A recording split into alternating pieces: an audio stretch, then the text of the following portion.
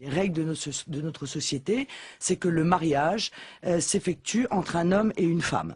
Si le mariage ne reposait que sur l'amour, pourquoi interdire le mariage entre un père et une fille, entre un frère et une sœur, des mariages à 3, 4 personnes qui s'aiment?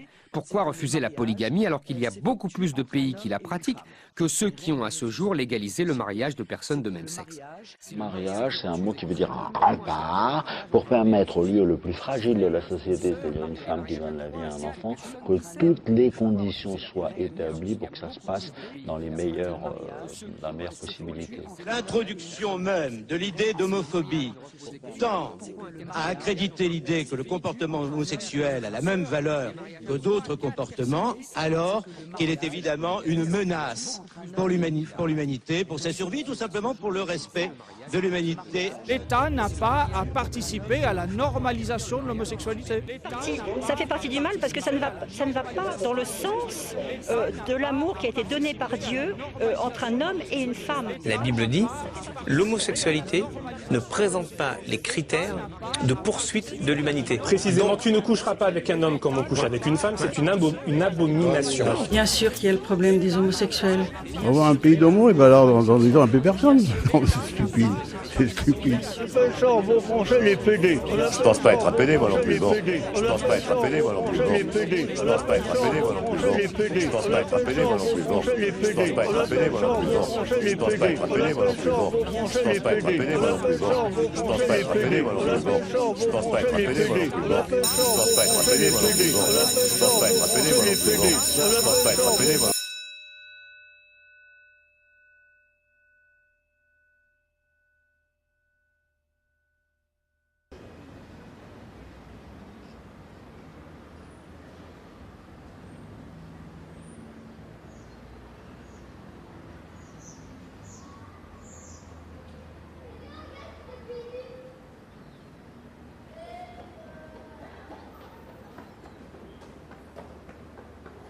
C'est des tapettes.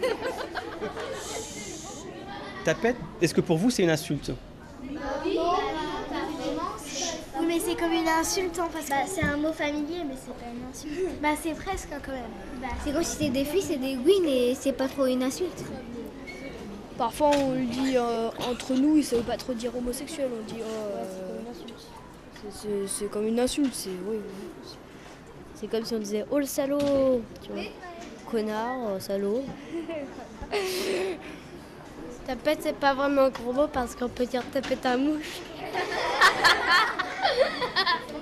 Entrez les CM2. Venez.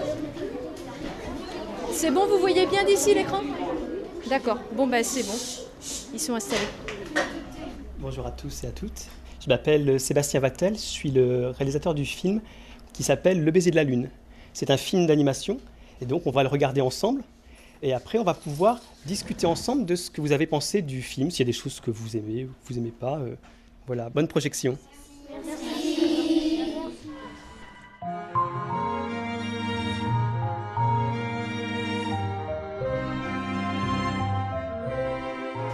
La première question qu'on peut se demander, c'est de quoi parle le film à votre avis?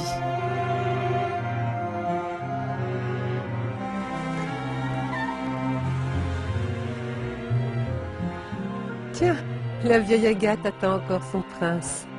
Charmant. Ce soir, j'irai rejoindre mon soleil en bateau. La lune est folle d'être tombée amoureuse du soleil. Grand-mère Agathe, pour une chatte, elle est drôlement gentille. Même si elle raconte de vieilles histoires de princes et de princesses. Ça parle de l'amour. Ça parle aussi d'une chatte qui cherche un chat, un prince, d'un roi et d'une reine. Des fois, il y a des problèmes comme le soleil et la lune. La lune, c'est la nuit, le soleil, c'est le jour. Donc, ils ne peuvent pas toujours se voir. Tous les gars s'entillaient drôlement à faire valser les filles. Mais moi, j'aurais bien aimé faire danser un garçon. Mais un gars, ça n'invite pas un autre gars à danser.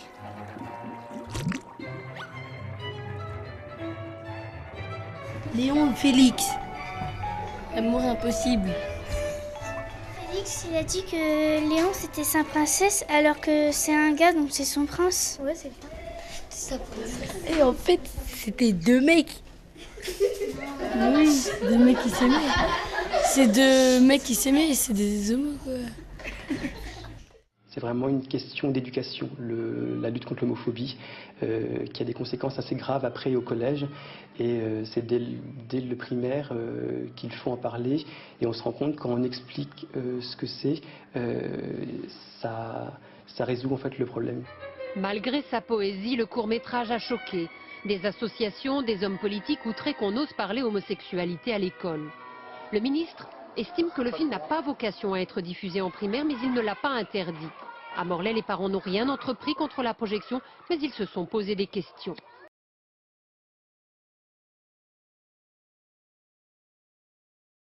Et donc j'ai bien senti qu'il y avait un tabou au niveau de l'école pour aborder ces questions-là. Donc je savais que ça allait, qu'il y avait du travail à faire, mais je ne pensais pas que ça allait soulever autant de crispation et de résistance. La politique est arrivée une semaine après qu'on ait commencé le tournage du film. Et donc en fait, nous, on était vraiment à fond dans le projet avec toute l'équipe. Et du coup, moi j'ai assez rapidement vu dans les réactions en fait, les amalgames qui étaient faits entre sexualité, enfance, et qu'il y avait vraiment des confusions, des problèmes dans la manière même d'aborder ce que c'est l'homosexualité. Si un garçon met une robe, ça se voit. Les gars, c'est quand ils se maquillent, des fois ils se mettent du fond de teint. En fait, c'est des gars qui veulent ressembler à des filles. Oui. Comme ils veulent ressembler à des filles, ils veulent un gars. C'est comme des filles, en fait, ils crient comme des filles. La façon comment ils marchent. Il y a des gars qui mettent des talons. Il y en a qui pètent de fesses. Qui tortillent des fesses. Quand je me suis mise avec ma compagne, elle était hétérosexuelle, donc elle n'avait connu aucune relation homosexuelle, et il fallait pourtant annoncer la chose à sa famille. Et en tout cas, la chose, c'était moi. Et donc pouvoir venir à dire, voilà, je suis avec une femme et pas avec un garçon. Et dans la famille, il y avait un petit neveu de 5 ans, à qui on ne savait, en tout cas, elle ne savait pas du tout comment annoncer les choses. Et quand elle a parlé à sa sœur lui dit comment tu veux que je dise un truc pareil, je ne sais pas comment faire moi. Et du coup, ça nous est venu l'idée de, effectivement, il n'y a pas de conte qui parle spécialement de... Si, il y en a, il y a 4-5 livres, mais il faut vraiment les connaître. Il n'y a pas vraiment de conte qui parle effectivement, une fée n'est pas obligée de tomber amoureuse d'un prince charmant, etc., etc. Une fée peut tomber amoureuse d'une fée. Et on s'est dit, pourquoi pas l'écrire ? Et ça nous est venu comme ça. Aujourd'hui, il est avec notre amie qui est illustratrice. Il est parti à l'illustration. Donc, on attend les illustrations avec impatience. Et dès que les illustrations seront faites, on pourra enfin le présenter aux éditeurs et avoir une chance de se faire éditer et qu'il soit grand public, quoi. Dans le débat en France, on a encore... on tolère les homosexuels, qu'ils aient leur vie, leur sexualité, il n'y a pas de problème, mais c'est encore difficile de les considérer à part égale des couples hétérosexuels. Un petit peu comme les discriminations filles-garçons, où ça peut être difficile de considérer une femme comme la stricte égale de l'homme.